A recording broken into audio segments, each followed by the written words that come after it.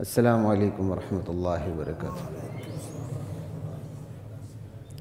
بسم اللہ والحمد للہ والصلاة والسلام علی رسول اللہ اما بعد فاعوذ باللہ من الشیطان الرجیم بسم اللہ الرحمن الرحیم واللیل اذا یغشی والنہار اذا تجلی وما خلق الذکر والانثى ان سعیکم لشتی فاما من اعطى واتقى وصدق بالحسنى فسنیسرہ للیسرى۔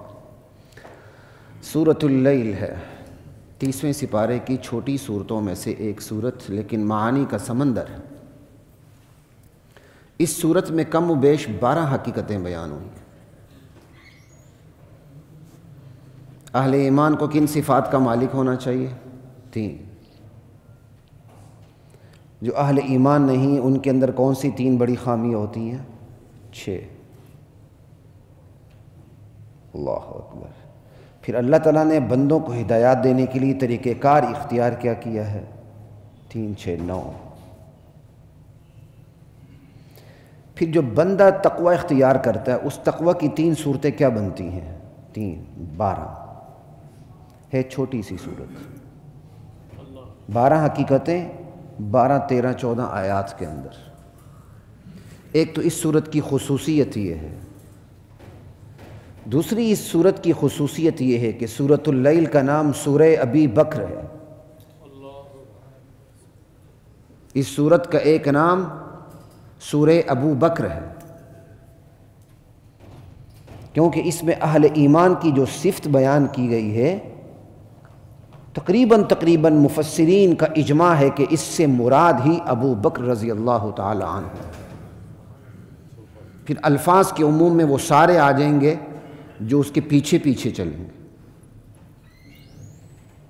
چونکہ جمادی الثانی میں عموماً لوگ حضرت ابو بکر صدیق پہ بات کرتے ہیں، اور میں چونکہ ان وفات کے دنوں میں عموماً میں اس طرح بات نہیں کرتا، میں موسمی لحاظ سے نہیں چلتا، میری عادت ہے، لیکن چاہا کہ حضرت ابو بکر صدیق پہ ضرور بات ہو جائے کہ ان کے جس صحابی رسول پر دشمنان رسول تنقید کریں اس کا تذکرہ زیادہ سے زیادہ ہونا چاہیے،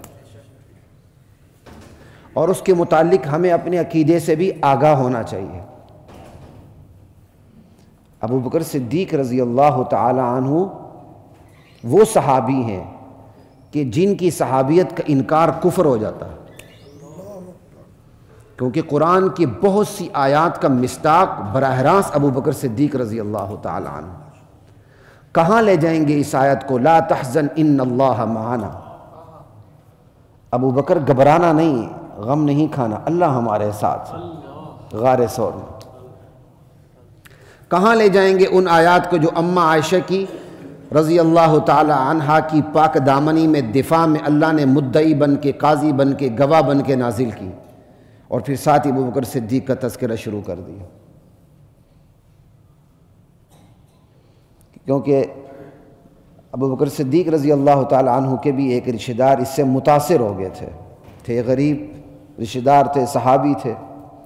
اسی سے پتہ چلتا ہے امتی جتنے بڑے مرضی سطح پر آ جائے، بشری تقاضے اس کے ساتھ لگے ہوتے ہیں۔ وہ متاثر ہو گئے منافقین کے پروپیگنڈے سے، تو انہوں نے توبہ بھی کر لی، لیکن ابو بکر صدیق رضی اللہ تعالی عنہ نے یہ پختہ عہد کر لیا تھا کہ اب میں ان کی مدد نہیں کروں گا۔ اللہ تعالیٰ نے اشارے کنارے سے بتا دیا، کیا کر رہے ہو؟ ابو بکر صدیق کو جب ان آیات کا پتہ چلا، خبر ملی، فوراً عہد کر لیا، نہیں میں اسی طرح مدد کرتا رہوں گا۔ کہاں لے جائیں گے سورۃ اللیل کی ان آیات کو جن کا مصداق ہی آگے جا کے ابو بکر صدیق رضی اللہ تعالی عنہ۔ اللہ اکبر، لا الہ الا اللہ۔ اس لیے میں آپ حضرات سے گزارش یہی کرتا ہوں، اپنے بچوں کے نام زیادہ سے زیادہ صحابہ پر رکھیں، ابو بکر رکھیں، عمر رکھیں، عثمان رکھیں، علی رکھیں، معاویہ رکھیں، سفیان رکھیں، مروان رکھیں، ہند رکھیں، حضرت ہند رضی اللہ تعالی عنہ جن کو یہاں کے لوگ ہندہ پڑھتے ہیں۔ جب اسلام قبول کر لیا، اللہ تعالیٰ نے تمام گناہوں کے پہاڑ کو بھی جلا کے راکھ کر دیا، بات ہی ختم ہو گئی۔ وہ کون سے صحابی ہیں جو حضور سے پہلے مسلمان تھے؟ مسلمان ہی سارے بعد میں ہوئے، کوئی بہت جلدی ہوا، کوئی درمیانی سطح پر ہوا، کوئی آخر میں جا کے ہوا، تو سارے ہوئے، اور اللہ نے سب کے ساتھ وعدہ کر لیا، اور ہم دفاعی لائن پہ آ جاتے ہیں۔ وہ آگے سے عقیدہ سنا کے کفر کے فتوے لگاتے ہیں، پھپتیاں کستے ہیں، ہم فضائل سناتے ہیں۔ بڑی عجیب بات ہے بھائی، ارے پھپتیاں کستے والوں کے بارے میں عقیدہ سناؤ کہ اہل سنت خلافت ابی بکر کے انکار کرنے والوں کو کیا سمجھتے ہیں؟ ابو بکر کی صحابیت کے انکار کرنے والوں کو تو ہم کافر سمجھتے ہیں، یہ نہیں بتاتے، کیونکہ یہاں پھر کچوکے لگتے ہیں، جان خطرے میں پڑتی ہے۔ وہ کہتے نہیں فضائل ہی کافی ہیں۔ مولوی صاحب بھی آپ لوگوں کو دیکھ کر فضائل پر بس ہو گیا ہے، وہ آگے نہیں جاتا، زیادہ سے زیادہ جاتا ہے تو فضائل سے اگر اس نے بڑا تیر مار لیا طہارت پہ چلا جاتا ہے، آپ کو طہارت کے مسائل بیان کرنا شروع کر دیتا ہے۔ اس سے بڑا تیر مار لیا تو آج کل آپ کو تجارت کے خرید و فروخت کے نتنے مسائل بیان کر دیتا ہے، بینکنگ اینڈ فائنانس کے مسائل کیا ہیں۔ بڑی اچھی بات ہے، میں کوئی تان و تشنیع نہیں کرتا، بلکہ ہمارا شعبہ ہے، ہم کرتے ہیں۔ لیکن سب سے بڑا مسئلہ تو نظریات کا ہے، صحابہ کا ہے، توحید کا ہے، ختم نبوت کا ہے، اور یہ نبوت اور ختم نبوت کا تحفہ جن صحابہ کے ذریعے میرے اور آپ تک قرآن پہنچا ان کا ہے، ان پر ہم بولنے کے لیے تیار ہی نہیں ہوتے۔ تو سورہ لیل کے انتخاب کی وجہ موسمی نہیں ہے، سمجھ آئی؟ سورہ لیل کے انتخاب کی وجہ بھی یہی ہے، اصل وجہ، کیونکہ ابو بکر صدیق پہ تنقید ہوتی ہے۔ اب تو کھلا کفر بکتے ہیں آپ کے سامنے ہی ہے۔ مختصر ترین سورت، اور اس کا دوسرا نام کیا ہے؟ سورہ ابی بکر۔ کتنی بڑی بات، سورہ ابو بکر، 30ویں سپارے کی سورت سنیں۔ واللیل اذا یغشا، قرآن میں ایک اسلوب قسم کا بھی ہے، جس طرح اللہ دلائل سے سمجھاتے ہیں قسم سے بھی سمجھاتے ہیں۔ قسم بھی سمجھانے کا اللہ کا ایک طریقہ، اور قسم سے عمومی طور پر قرآن کریم میں مراد میں آپ کو بارہا بیان کر چکا ہوں، اللہ جس چیز پر قسم کھاتے ہیں عموماً اس کو گواہ بنا کے پیش کرتے ہیں، شاہد بنا کے پیش کرتے ہیں۔ واللیل اذا یغشا، قسم ہے رات کی جبکہ وہ چھا جائے، یعنی چھا جانے والی رات کی قسم۔ والنہار اذا تجلی، روشن ہونے والے دن کی قسم۔ وما خلق الذکر والانثى، مذکر و مؤنث نر اور مادہ کی تخلیق کی قسم۔ اگر ماں مصدریہ بنائے، اگر ماں مصدریہ نہ بنائے، ماں موصولہ بنا لیں، وما خلق الذکر والانثى، اس ذات کی قسم جس نے مذکر اور مؤنث پیدا کی ہے۔ اب یہ قسم کس بات پہ اٹھائی گئی ہے؟ کہ ان سعیکم لشتی، تمہاری کوششوں کی نوعیتیں اور ان کے نتائج اور ان کے مقاصد دنیا میں مختلف ہیں۔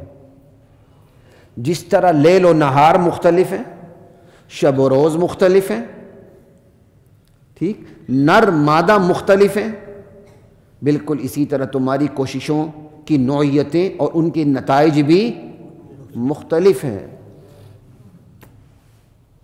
کوششیں مختلف ہیں، پھر ان کے نتائج بھی اللہ کے ہاں مختلف ہے۔ ایک یہ انداز ہے سمجھانے کا، اور دوسرا کہ اللہ تعالیٰ نے جس چیز کی قسم کھائی اس میں تھوڑا سا آپ غور کریں، اس میں جوڑا پن ہے، زوجین ہے، رات کا جوڑا دن ہے، دن کا جوڑا رات ہے۔ واللیل اذا یغشا والنہار اذا تجلی، پھر آگے صاف کہہ دیا وما خلق الذکر والانثى، مذکر مؤنث، نر اور مادہ، رات دن، ایک جاندار کی مثال لے لی اور ایک مثال بے جان کی لے لی۔ تو دنیا میں دو ہی چیزیں، جاندار یا بے جان، دونوں کی مثال لے لی۔ دونوں میں آپ دیکھیں نسبت زوجین کی ہے، کپل ہونے کی ہے۔ تو یہ کہہ کہ اللہ تعالیٰ نے بتا دیا دنیا کی ہر چیز میں یہی نسبت ہے، ہر چیز اپنے جوڑے کے ساتھ ہے، اور ہر چیز اپنے مقصد کی انتہا پر اپنے جوڑے کے ساتھ پہنچتی ہے۔ تمہاری کوشش، اس کی بھی دو نوعیتیں ہیں، اچھی کوشش، بری کوشش، ان کوشش کے نتائج دو ہی نوعیتیں ہیں، اچھے نتائج، برے نتائج، اور یہ جو نتائج کا سامنا دنیا میں بھی کرنا پڑتا ہے، لیکن جو اصل نتیجہ نکلے گا وہ آخرت میں. تو دنیا کا کپل کیا ہوا؟ آخرت. یہ اس پر دلیل ہے کہ جس طرح ایک جوڑا اپنے جوڑے کے بغیر مقصد پر نہیں پہنچتا، دنیا کو بھی آخرت سے نتھی کیے بغیر مقصد کو نہیں سمجھا جا سکتا. دنیا بھی اپنے مقصد کے حوالے سے انتہا پر اپنے جوڑے کے ساتھ پہنچے گی. وہ جوڑا آخرت کا ہے. اگر اس کو ساتھ نہ ملایا تو دنیا تو بے مقصد ہو جاتی ہے. دنیا کا مقصد تب سمجھ آتا ہے جس کو آخرت سے نتھی کر دیا جائے. اس پر ایک اور اضافی بات کر دوں، تفسیر میں شامل تو نہیں ہے. بہت سے لوگ بے حوصلہ ہو جاتے ہیں دنیا کی تکالیف کو دیکھ کر، یا بہت سے لوگوں کے دل میں اعتراضات اٹھتے ہیں دنیا کی بہت سی ظلم و ستم کو دیکھ کے. فلاں بہت بڑا ظالم تھا، پھر بھی اس نے اقتدار کے مزے لوٹے، پھر بھی اس نے دولت کے مزے لوٹے، پھر بھی اس نے شہرت کے مزے لوٹے. دیکھیں کیا کیا ہوا. یہ اعتراضات دل میں پیدا اس لیے ہوتے ہیں، یا بندہ بے حوصلہ ہوتا اس لیے کہ وہ دنیا کو آخرت سے نتھی کر کے سوچتا ہی نہیں ہے. دنیا کو آخرت سے نتھی کر کے سوچے، نہ انسان بے حوصلہ ہوتا ہے، نہ اس کے دل و دماغ میں کوئی اعتراضات پیدا ہوتے ہیں. بھائی یہ دنیا، یہ صرف دنیا تو نہیں ہے، اس کے ساتھ اس کا جوڑا آخرت نتھی ہوا ہے. وہاں حساب کتاب ہونا ہے. اگر ایک بندہ اسے دنیا میں دولت بھی مل رہی ہے، شہرت بھی مل رہی ہے، عزت بھی مل رہی ہے، سب کچھ مل رہا ہے، مال اولاد کی کثرت ہے، بیمار بھی نہیں ہوتا، لیکن ایک نمبر کا بے ایمان فراڈی ہے، مکار ہے، عیار ہے، اس کو زیادہ ڈرنا چاہیے. یہ تو اس کے لیے ڈھیل ہے. اور ایک بندہ گناہ کرتا ہے فوراً اس کو ٹھوکر لگتی ہے، اس کو اللہ کا شکر ادا کرنا چاہیے کہ اللہ کو اس سے محبت ہے. اللہ یہ نہیں چاہتے کہ یہ بندہ مزید آگے گناہ کرے، اس لیے پہلے ہی گناہ پر اللہ اسے ٹھوکر لگا دیتے ہیں. لیکن گناہوں پہ گناہوں کے پہاڑ کھڑے ہوتے جا رہے ہیں لیکن بندے کو ٹھوکر ہی نہیں لگتی. تو اس کا مطلب اللہ اس سے اتنا ناراض ہے، اللہ چاہتے ہیں کہ اس کی کشتی اچھی طرح بھر کے ڈوبے تاکہ نجات کا امکان ہی نہ ہو اس کا. اس لیے اگر کچھ گناہوں پر، پہلے گناہ پہ، دوسرے تیسرے چوتھے گناہ پہ کہیں جا کے ٹھوکر لگتی ہے، اللہ کا شکر ادا کرنا چاہیے کہ یہ اللہ کی رحمت ہے کہ ٹھوکر لگی ہے، کہ بندہ سمجھ جائے. یتیموں کا پیٹ کاٹ کے وہ اپنے بچوں کا پیٹ بھرتا ہے، پھر بھی اسے کچھ نہیں ہوتا. اچانک موت دبوچ لیتی ہے، اچانک موت. لوگ نہیں دیکھتے بڑے بڑے کہے مارتے ہیں، بڑے بڑے کہے مارنے والے لوگ ہوتے ہیں، سرکاری ملازم بھی ہوتے ہیں، فائلوں کا پیٹ بھر بھی رہے ہوتے ہیں، جھوٹی میڈیکل ادویات اور بل بھی بنا رہے ہوتے ہیں، اچانک موت سامنے آ جاتی ہے. اب وہ بیچارے کیسے حساب دیں گے؟ ایک اضافی بات آگے نے آپ کو میں نے بتا دی. خیر، یہاں قسم کی دو نوعیتوں سے کیا چیز سامنے آتی ہے وہ میں نے آپ کو بتا دی ہے. لیل و نہار اپنی نوعیت میں مختلف، پھر شب و روز کے نتائج بھی مختلف. بالکل اسی طرح نر اور مادہ نوعیت میں مختلف، ان کے نتائج بھی مختلف. بالکل اسی طرح تمہاری کوششوں کی نوعیتیں بھی مختلف اور ان کے نتائج بھی مختلف. ان سعیکم لشتی، یہ تو اجمالی طور پر بتا دیا. اب وہ دو کوششیں کیا ہیں؟ اللہ تعالیٰ ان دو کوششوں کی تین چیزیں بیان کر رہے ہیں. فَأَمَّا مَنْ أَعْطَى وَاتَّقَى وَصَدَّقَ بِالْحُسْنَى فَسَنُيَسِّرُهُ لِلْيُسْرَى. ایک کوشش کیا ہے؟ بندہ اللہ کی راہ میں عطا کرتا ہے، مال عطا کرتا، کچھ بھی عطا کر دیتا. عموماً کہتے ہیں جی مال دے دیے، صرف مال تو نہیں ہوتا، بہت کچھ ہوتا. بندہ کسی کو آنر دے، یہ بھی تو عطا ہے نا. فَأَمَّا مَنْ أَعْطَى، وہ شخص جو عطا کرتا ہے، مخلوق پر اپنی عطاؤں کے ڈھیر لگا دیتا ہے. واتقى، پرہیزگاری بھی اختیار کرتا ہے. اور اسی واتقى کے اندر ایک اور مطلب بھی آ گیا، آتا کے بالمقابل. آتا دینا، واتقى رکنا، پرہیز کرنا. جس کو نہیں دینا اسے نہیں دیتا، اسے دینے سے پرہیز کرتا ہے. یہ بھی دیکھنا ہے کس کو دینا ہے، کس کو نہیں دینا. نبی علیہ السلام کی سخاوت کا سب سے امتیازی اور بنیادی پہلو یہی تھا کہ آپ دیکھتے تھے کس کو دینا ہے، کس کو نہیں دینا ہے، کس کو کیا دینا ہے. اسی کو عربی میں جود کہتے ہیں، جس کا ترجمہ ہم اردو میں سخاوت سے کر دیتے ہیں. سخاوت بڑا لمیٹڈ سا لفظ ہے، اس کے لمیٹڈ مفہوم ہے، لیکن سخاوت تو ہمارے ہاں اسے بھی کہہ دیں گے کہ جب بڑا سخی ہے، کیا اس نے کیا کہتے ہیں خسروں پہ ویل لٹائی، کیا ہاتھ کھولا ہے اس کا، تو سخی تو وہ بھی ہے بھائی سمجھ آئی بات کی، کیا اس نے 12 دن شادی چلائی، سخاوت کی یار انتہا کر دی اس نے، انڈیا سے کنجر بلایا تھا اس نے۔ اب یہ غیر پارلیمانی لفظ تو نہیں ہے، اگر کسی کو یہ غیر پارلیمانی لفظ لگے تو جا کے کم سے کم انگلش کی ڈکشنری کھول لے، کیونکہ ہم انگلش سے معروب ہونے والی قوم ہے۔ دیکھ لیں کنجرر کے کیا مفہوم لکھا ہے، دیکھ لیں یار، اسے تو انڈیا سے کنجر بلایا تھا، کیا اہلکت مال اللبدا، قرآن اس کی مثال دیتا ہے، ارے میں نے تو مال لٹا دیا۔ لا الہ الا اللہ واللہ اکبر، یہ نہیں ہے سخاوت، عربی میں کہتے ہیں جود، اعطاء ما ينبغي لمن ينبغي، جود کسے کہتے ہیں؟ جس شخص کے لیے، جس کے لیے جو مناسب ہے وہ عطا کرنا، یہ جود ہے۔ اس لیے نبی علیہ السلام کی صفت اجود الناس آئی ہے، اجود ما یکون آئی ہے، اجود بالخیر من الریح المرسل آئی، صحیح بخاری کی حدیث نمبر 6 ہے۔ نبی علیہ السلام کائنات کے سخی ترین انسان تھے۔ سخاوت کا تعلق کثرت مال سے نہیں ہے، جتنا مال ہے اس کے تناسب سے، ایک بندے کے پاس 10 روپے وہ 1 روپے دیتا ہے، ایک کے پاس 100 ہیں وہ 1 روپے دیتا ہے، تو دونوں تو 1 روپے دیا، لیکن دونوں برابر نہیں ہیں۔ سخی زیادہ وہ ہے جس نے 10 روپے میں سے 1 روپے دیا، اس نے اپنے مال کا 10واں حصہ خرچ کیا۔ جس نے 100 روپے میں سے 1 روپے دیا، اس نے اپنے مال کا 100واں حصہ خرچ کیا، دیا دونوں نے 1 روپے، لیکن سخی وہ زیادہ ہے جس نے 10 میں سے 1 دیا ہے، کیونکہ اس نے اپنے مال کا 10واں حصہ خرچ کیا ہے۔ سخاوت کا تعلق اس کے مال کے تناسب سے، مال کی کثرت سے نہیں ہے۔ لا الہ الا اللہ۔ خیر، یہ ایک الگ مستقل موضوع، اللہ تعالیٰ نے چاہے اس پہ بات کریں گے۔ فَأَمَّا مَنْ أَعْطَى، وہ جو عطا کرتا ہے، وَاتَّقَى، پرہیز بھی کرتا ہے، متقی بھی ہے، جسے نہیں دینا اسے نہیں دیتا، جسے دینا اسے دیتا ہے، اور عطا کرتے ہوئے پرہیزگار بھی رہتا ہے۔ اب یہ عطا اس عطا سے مختلف ہو گئی جو عطا دیتے ہوئے پرہیزگار نہیں رہتا۔ وَصَدَّقَ بِالْحُسْنَى، پھر ملت حسنہ اسلام کی تصدیق بھی کرتا ہے۔ اب دیکھیں اس میں ترقی نیچے سے اوپر کی طرف ہے۔ سب سے پہلے عطا کرتا ہے، تو بھئی عطا تو گناہگار بھی کرتا ہے، کہا نہیں، یہ عطا کرتے ہوئے گناہگار بھی نہیں، متقی ہے۔ واتقى، بھئی بڑے بڑے لوگ ہیں، بڑے بڑے گناہوں سے بچتے ہیں لیکن کافر ہوتے ہیں، کہا نہیں، یہ صرف ایسا متقی نہیں، وصدق بالحسنى، دین برحق کی تصدیق بھی کر چکا ہے۔ یہ ترقی اوپر سے، نیچے سے اوپر کی طرف ہے۔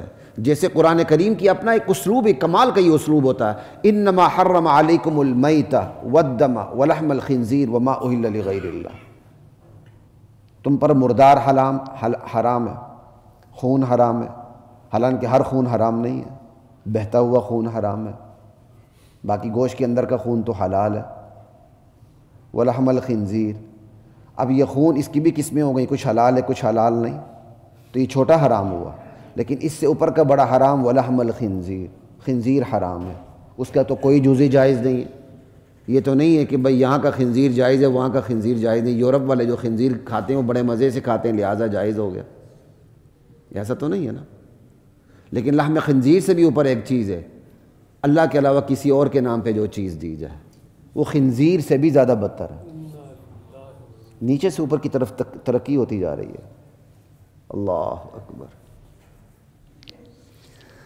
اللہ اکبر۔ اسی طرح یہاں بھی نیچے سے اوپر ترقی ہو رہی ہے۔ فَأَمَّا مَنْ أَعْطَى وَاتَّقَى وَصَدَّقَ بِالْحُسْنَى، عطا کیا، اس سے ایک سٹیپ اور اوپر چلا جاتا ہے، بھائی متقی بھی ہے، اس سے بھی ایک سٹیپ اوپر اور چلا جاتا ہے، بھائی وہ تقویٰ کی انتہا پر ہے، وہ دین ملت کی، ملت اسلامیہ کی وہ تصدیق کر چکا ہے، دین اسلام کی وہ تصدیق کر چکا ہے۔ وَصَدَّقَ بِالْحُسْنَى، اب دین کے اندر تمام چیزیں آ گئیں، معاشیات کے اصول بھی آ گئے، کیا کہتے ہیں، اخلاق کے اصول بھی آ گئے، سیاست کے اصول، تمام اصول اخلاق، اصول کیا کہتے ہیں عقائد، اصول معیشت، معاشرت، سیاست، قیادت، ساری چیزیں اس کے اندر آ گئی۔ دین کا مطلب صرف 5 وقتہ نماز تو نہیں ہے، 5 وقتہ نماز بہت دین کا بہت بڑا اظہار ہے، پاسورڈ ہے، لیکن دین اس میں بند نہیں ہے. یہ تصدیق کی اس نے، وصدق بالحسنى، اللہ اس کے لیے آسان راستے کو آسان کر دیتے ہیں. فَسَنُيَسِّرُهُ لِلْيُسْرَى، جو یہ کام کرتا ہے اللہ اس کے لیے آسانیاں پیدا کرتے ہیں. اب اس کو دوسری طرف سے دیکھیں، یہ تو نیچے سے اوپر کی طرف گیا، اب اوپر سے نیچے کی طرف آئیں. ایک بندہ دین کی تصدیق کرتا ہے لیکن پرلے درجے کا بخیل خرچ ہی نہیں کرتا. ایک بندہ مسلمان ہے لیکن پرلے درجے کے گناہ کبائر میں مبتلا ہے. اب اوپر سے نیچے کی طرف آئے. قرآن کا اپنا ایک اسلوب ہے، یہ تو سمندر ختم ہی نہیں ہوتا. کیسے صرف تصدیق نہیں کی، متقی بھی ہے. کیا ہے؟ متقی بھی ہے، پرہیزگار ہے، اللہ کی مرضی نامرضی کو دیکھ کے چلتا ہے. کہا نہیں یار، بندہ تو دیندار بھی ہے، اللہ کی مرضی نامرضی کو چل بھی رہا ہے، لیکن پرلے درجے کا بخیل ہے، کنجوس ہے، جیب سے اس کا پیسہ نہیں نکلتا. کہا نہیں، عطا بھی کرتا. نیچے سے اوپر جائیں تفسیر کا اپنا رخ ہے، اوپر سے نیچے آئیں تفسیر کا اپنا رخ ہے. کہ یہ صرف نظریاتی طور پہ مسلمان نہیں ہے بلکہ عملی طور پر بھی پریکٹسنگ مسلم ہے، یہ عملی طور پر بھی مسلمان ہے. یہ 3 بڑی خوبیاں ہیں، یہ 3 خوبیاں تمام خوبیوں کو سمیٹ لیتی ہیں. عطا کرنا، شیخ سعدی نے کہا نا حدیث کو دیکھ کے، بخیل اربوت زاہد بحر و بر بہشتی نباشت بحکم خبر. کچھ شد بدھ فارسی کی ہمیں بھی تھوڑی سی پڑھی کسی دور میں. کہ بخیل جو ہے بر و بحر خشکی طریقہ زاہد ترین بندہ بھی ہونا، حدیث نبی کے مطابق وہ جنت میں داخل نہیں ہوگا. اللہ میری اور آپ کی بخل سے حفاظت فرمائے. آگے بات آ رہی ہے، جو اچھی صفات وہ 3 ذکر کی، عطا، تقوی اور تصدیق. عقیدتاً بھی، عملاً بھی، یہ 3 چیزیں جس کے اندر آ جائیں، کہتے یہ 3 بنیادی چیزیں آ جائیں، دین کا راستہ اس کے لیے آسان تر ہو جاتا ہے. اللہ اس کے لیے دین پہ چلنا آسان کر دیتے ہیں. اور کیا کہا؟ آسان اس کے لیے آسان کر دیتے ہیں. کیا مطلب؟ دین فطرتاً آسان ہے، دین فطرتاً آسان ہے. فطرت اس کی طرف لپکتی ہے، تو بھائی سچ کی طرف بھی تو فطرت لپکتی ہے نا. دین سچ ہے، سچ دین ہے، لیکن بندے جھوٹے ہوتے ہیں، بہت جھوٹ بولتے ہیں. آسان اس حوالے سے کہا ہے کہ یہ فطرت کے عین مطابق ہے.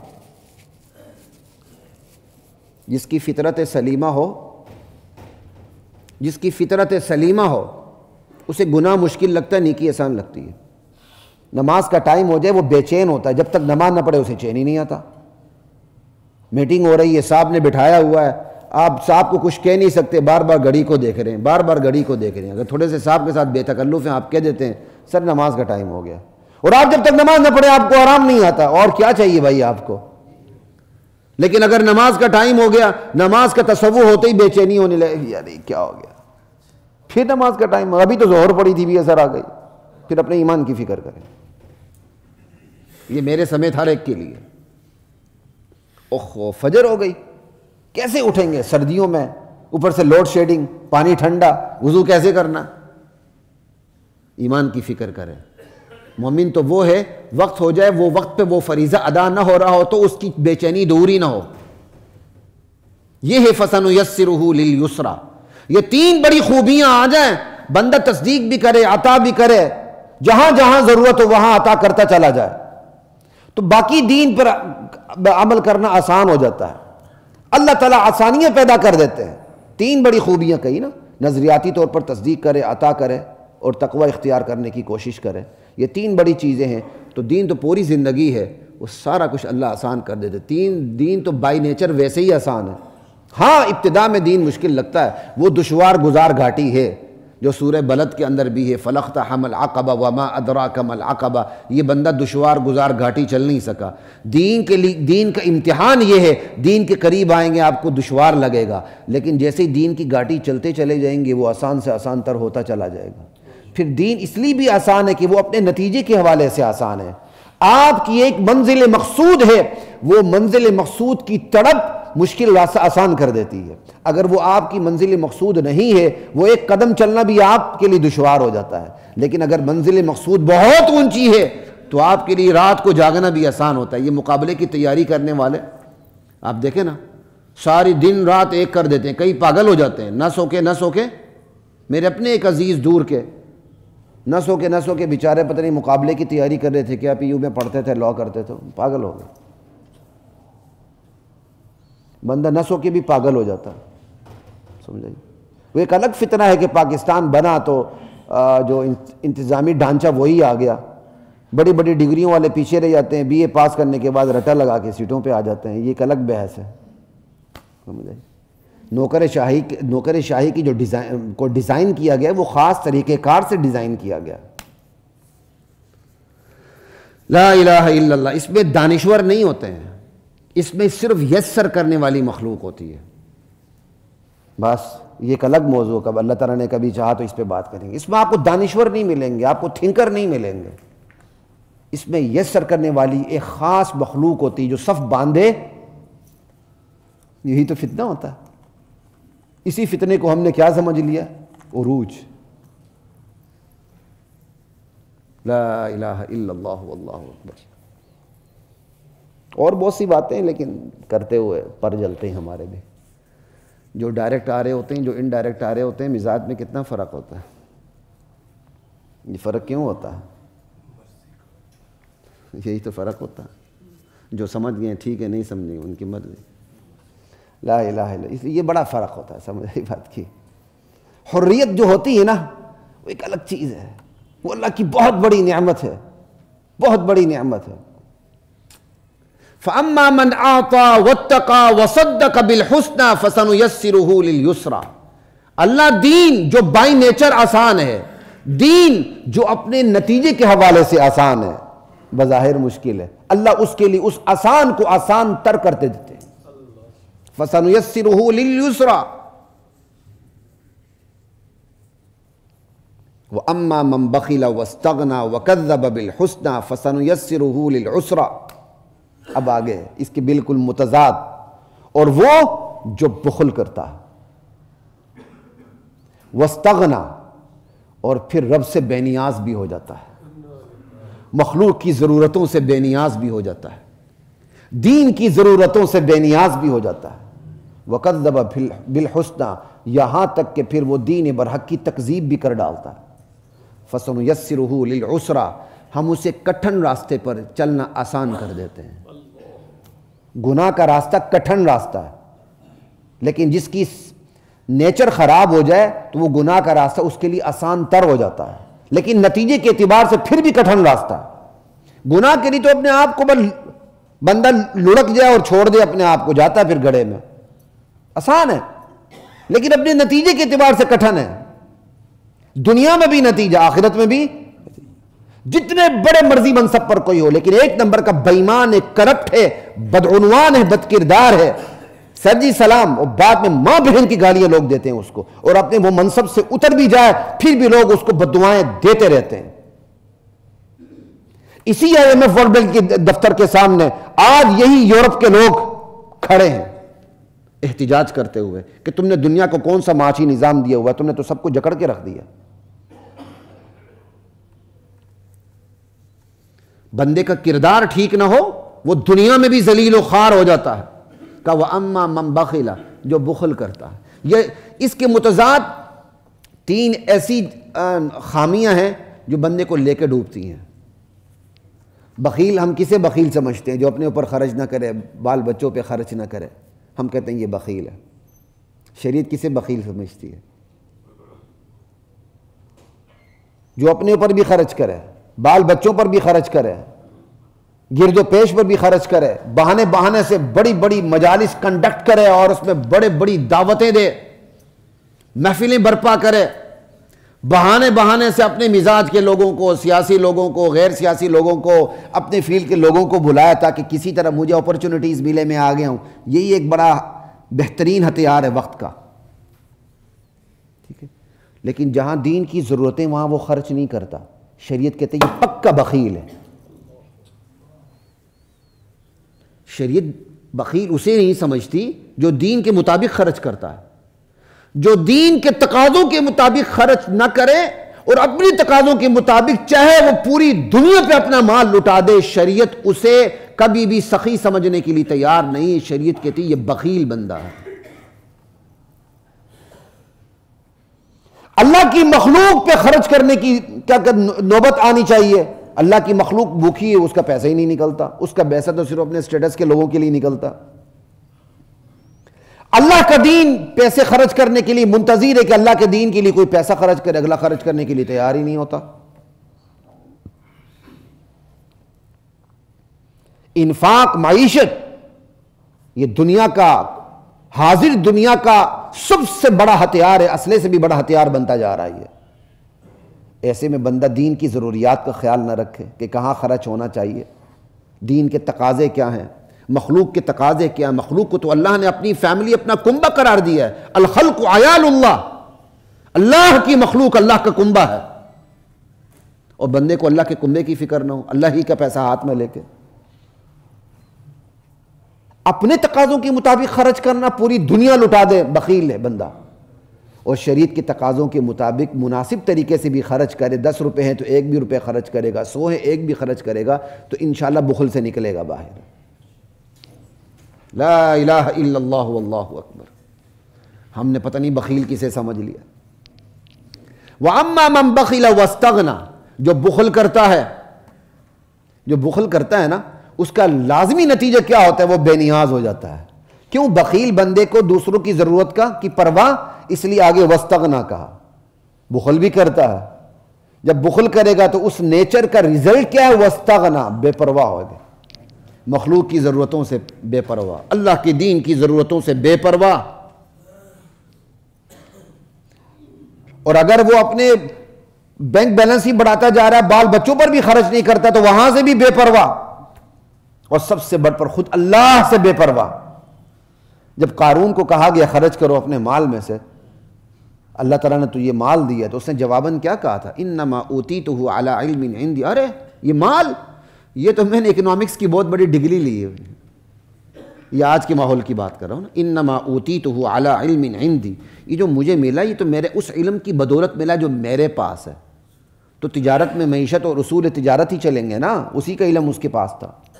تو آج کی اگر زبان میں کہا جائے تو میں نے بہت بڑی ڈگری لی ہوئی تھی, سی اے کیا ہوتا ہے, فلاں کیا ہوتا ہے, یہی آپ یہی لیں گے اور کیا لیں گے. اگر آج مجھے اتنی بڑی میرے پاس دولت ہے تو اس میں کسی کا احسان نہیں ہے, میں سیلف میڈ آدمی ہوں بھائی. اللہ اکبر. تو بخل کرنے والا سمجھتا ہے یہ پیسہ میری اپنے کیا کہتے ہیں جو میری ذہانت ہے اس کی بدولت ہے. اللہ درمیان میں کہاں سے آ گیا, انا للہ و انا الیہ راجعون. واستغنا, اللہ سے بے پرواہ ہو جاتا ہے. اس کا رزلٹ کیا نکلتا ہے, وکذب بالحسنی, پھر وہ دین کی تکذیب کر دیتا ہے. یہ بھی اوپر سے نیچے سے اوپر کی طرف ہے. بخل کرتا ہے, اس کے بعد بے پرواہ ہوتا ہے. بے پرواہی یہاں تک پہنچ جاتی ہے, بے پرواہی یہاں تک پہنچ جاتی ہے کہ وہ دین برحق کی تکذیب کر ڈالتا. اسی کو اوپر سے, پہلے سے نیچے سے اوپر کی طرف, آپ اوپر سے بھی نیچے کی طرف آئیں.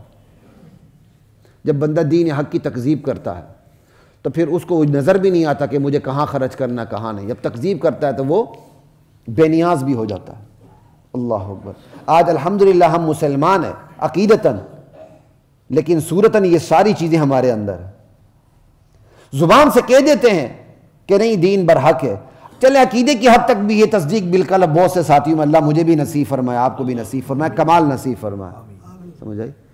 لیکن ہم صرف صورتاً مسلمان ہیں, صورتاً عقیدہ ہے. اب صورتاً عقیدہ ہونے کا رزلٹ کیا ہے, وہی اللہ سے بے پرواہ, مخلوق کی ضروریات سے بے پرواہ, اللہ کے دین کے تقاضوں سے بے پرواہ, بخل انتہا پر. پھر کہتے ہیں جنت ملے. کیا بات ہے.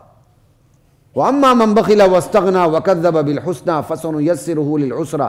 اللہ ایسے میں سزا کیا دیتے ہیں, کٹھن راستے کو آسان کر دیتے ہیں.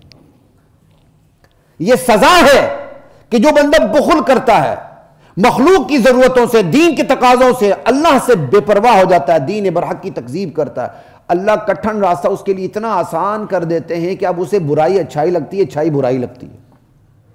یہی یہ دوسری آیت میں فَمَن يُرِدِ اللَّهُ أَن يَهْدِيَهُ يَشْرَحْ صَدْرَهُ لِلْإِسْلَامِ. اللہ جسے ہدایت دینا چاہتے ہیں اس کا سینہ اسلام کے لیے کھول دیتے ہیں. اس لیے کھول دیتے ہیں کہ وہ خود اسلام کا تقاضا کرتا ہے.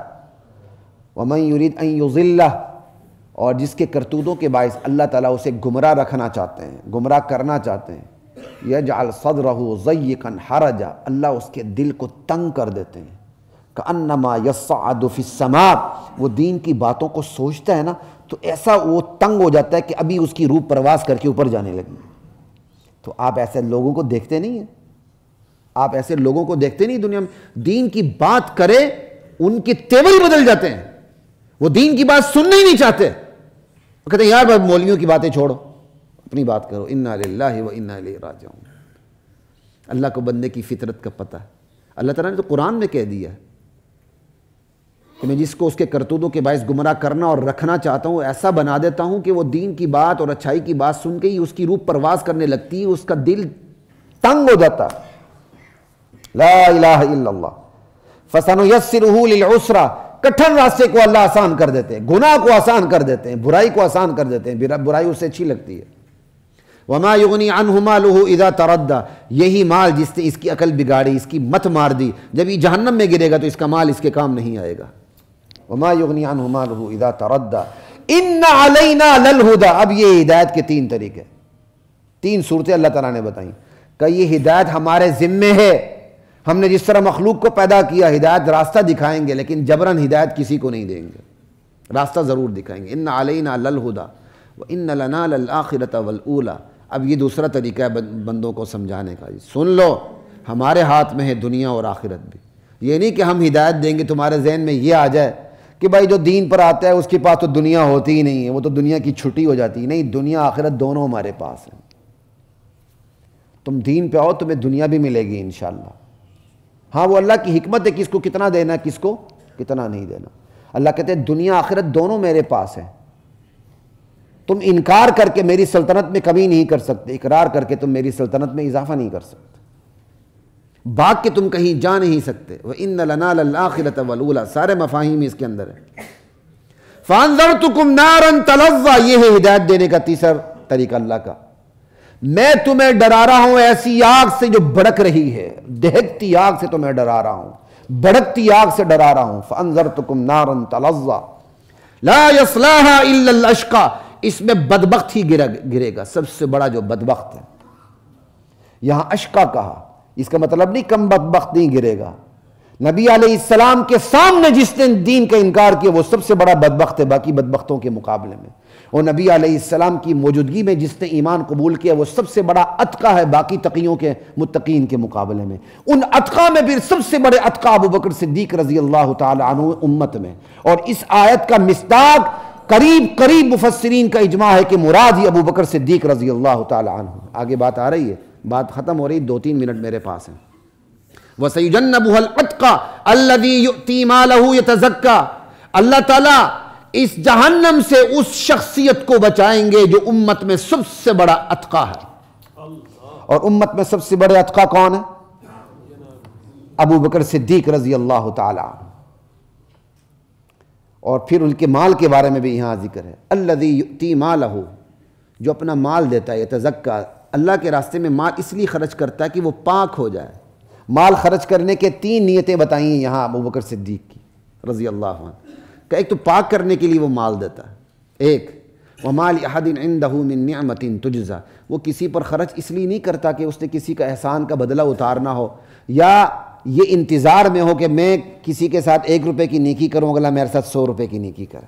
یہ بھی بندے کی ایک گندی نیچر ہوتی ہے، اللہ میری اور آپ کی حفاظت فرمائے۔ کہ وہ احسان کا بدلہ بھی نہیں اتار رہا، ہاں احسان کا بدلہ احسان ہے، ہونا چاہیے، لیکن چونکہ مصداق ابوبکر صدیق ہیں جن کی نیکیاں اتنی زیادہ تھیں، تو ان کے بارے میں کہا یہ جو مال خرچ کر رہا ہے یہ احسان اتارنے کے لیے نہیں کر رہا، یا کسی احسان کے انتظار میں نہیں بیٹھا ہوا، یہ تو اس لیے کام کر رہا ہے کہ مال پاک ہو جائے، اللہ راضی ہو جائے۔ وَمَا لِأَحَدٍ عِنْدَهُ مِن نِعْمَةٍ تُجْزَىٰ إِلَّا ابْتِغَاءَ وَجْهِ رَبِّهِ الْأَعْلَىٰ۔ اور ابوبکر صدیق رضی اللہ تعالیٰ عنہ کرتے کیا تھا، جو ادا اللہ کو سب زیادہ پسند ہے، کرتے کیا تھے؟ وہ جس لونڈی کو، جس غلام کو دیکھ لیتے تھے کہ اسلام قبول کرنے کی وجہ سے کفار ان پر سختیاں کر رہے ہیں، جیسے بلال حبشی رضی اللہ عنہ، انہیں آزاد کرنے والے ابوبکر صدیق ہیں، دیکھتے تھے کہ جو لونڈی، جو غلام، اس پر ظلم اس لیے ہوا ہے کہ وہ محمد الرسول اللہ کی دعوت کو قبول کر چکا ہے، تو وہ پیسے دے کے آزاد کر دیتے تھے اس کو۔ ابا ان کے ابھی مسلمان نہیں ہوئے تھے جو بعد میں ہوئے. تو ان کے والد نے انہیں کہا کہ بیٹا میں دیکھ رہا ہوں کمزور کمزور لوگوں پہ تم احسانات کر رہے ہو، تو تمہارے کیا کام آئیں گے؟ اگر تم نے غلام چھڑانے بھی ہیں، آزاد بھی کرنے ہیں، تو تگڑے لوگوں کو ذرا آزاد کرو، کل تمہارے بازو بنیں گے. جب ابوبکر صدیق نے باپ سے یہ سنا تو کہا ابا جان انما ارید ما عند اللہ، میں تو اس اجر کا متلاشی ہوں جو اللہ کے پاس ہے. اللہ کو کتنا پیار آ رہا ہے ابوبکر صدیق پہ کہ یہ میرا بندہ جو خرچ کر رہا ہے صرف مجھے راضی رکھنے کے لیے کر رہا ہے، کسی کا احسان بھی نہیں کہ اتار رہا ہو، آئندہ کسی احسان کی توقع بھی نہیں رکھ رہا کہ میں اس لیے خرچ کر رہا ہوں کہ کوئی مجھ پہ خرچ کرے. وہ تو صرف مجھے راضی کرنا چاہتا ہے، اپنے مال کو پاک رکھنا چاہتا. اب جب یہ صفت آ گئی تو اللہ تعالیٰ آگے کیا کہہ رہے ہیں سنیں. وَلَسَوْفَ يَرْضَى، اللہ اس کو ان قریب راضی کر کے رہے گا. سمجھ آئی؟ اللہ کو جب پیار آتا ہے نا تو اللہ کہتا ہے میں اس بندے کو راضی کر دوں گا. بھائی بندے کی کیا اوقات ہے کہ اللہ اس کے پیچھے پڑ جائے، بندہ تو مجھ سے راضی ہو جائے، لیکن اللہ کو جب پیار آتا ہے تو پھر اس طرح کرتے ہیں. سمجھ آئی بات کی؟ اصل یہ کہ اللہ راضی ہو جائے، اور جب اللہ کا پیار انتہا کو پہنچتا ہے تو اللہ اپنا اسلوب بدل کے کہتے ہیں اس بندے کو میں راضی کر کے رہوں گا.